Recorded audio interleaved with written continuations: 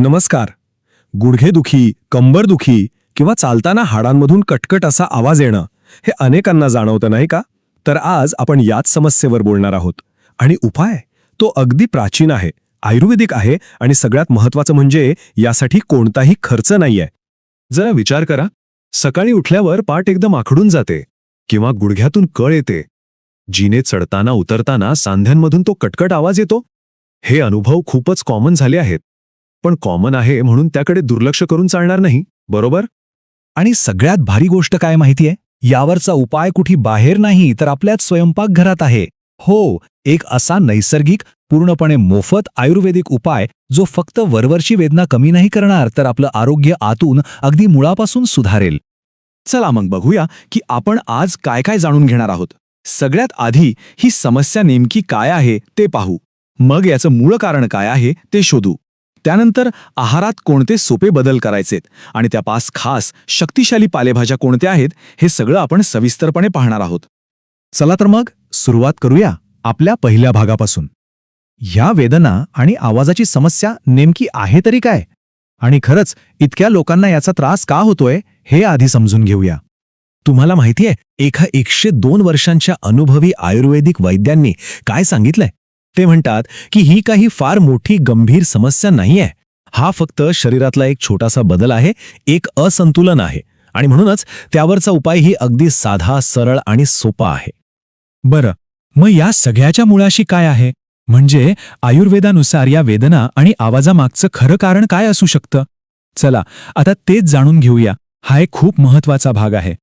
तर बघा, आयुर्वेदात असं मानलं जातं की हा जो सांध्यांमधून कटकट आवाज येतो ना, तो बऱ्याचदा शरीरात कॅल्शियम कमी झाल्याचं लक्षण आहे. सोपं आहे, जेव्हा आपल्या शरीराला पुरेसं कॅल्शियम मिळत नाही तेव्हा त्याचा थेट परिणाम आपल्या हाडांवर आणि सांध्यांवर दिसायला लागतो.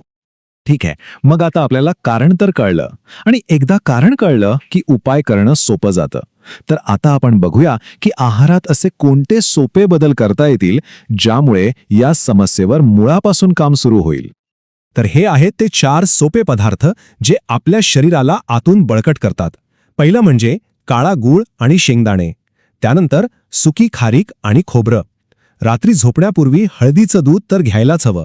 आणि हो, भिजवलेली कडधान्य म्हणजे मटकी, शेंगदाणे, मूग, हरभरे. हे पदार्थ म्हणजे आपल्या हाडांसाठी एक प्रकारचं टॉनिकच आहेत. हे तर झाले प्राथमिक उपाय, पण आता आपण वळणार आहोत मुख्य उपायाकडे. अशा 5 खास शक्तिशाली पालेभाज्या आहेत ज्यांना देशी भाज्या म्हटलं जातं, आणि या भाज्या आपल्या हाडांच्या आरोग्यासाठी अक्षरशः वरदान आहेत. तर या यादीतली पहिली भाजी आहे पाथरीची भाजी. ही भाजी खास करून सांधेदुखी आणि कंबरदुखीवर खूपच प्रभावी मानली जाते. आता ही भाजी कदाचित तुम्हाला रोजच्या भाजीवाल्याकडे मिळणार नाही, पण थोडं आठवडी बाजारात वगैरे शोधलं तर नक्की मिळू शकते. दुसरी भाजी आहे तांदळाची भाजी. ही सुद्धा एक देशी पालेभाजी आहे.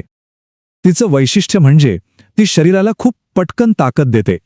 म्हणजे जर अशक्तपणा वाटत असेल, थकवा जाणवत असेल, तर ही भाजी एनर्जी देण्यासाठी एकदम बेस्ट आहे.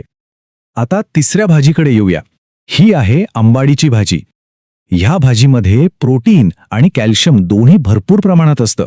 त्यामुळे होतं काय की शरीराला जे आवश्यक पोषण पाहिजे ते मिळतं आणि हाडांचे आजार बरे व्हायला मदत होते. चौथी भाजी तर आपल्या सगळ्यांच्या ओळखीची आहे, शेपूची भाजी.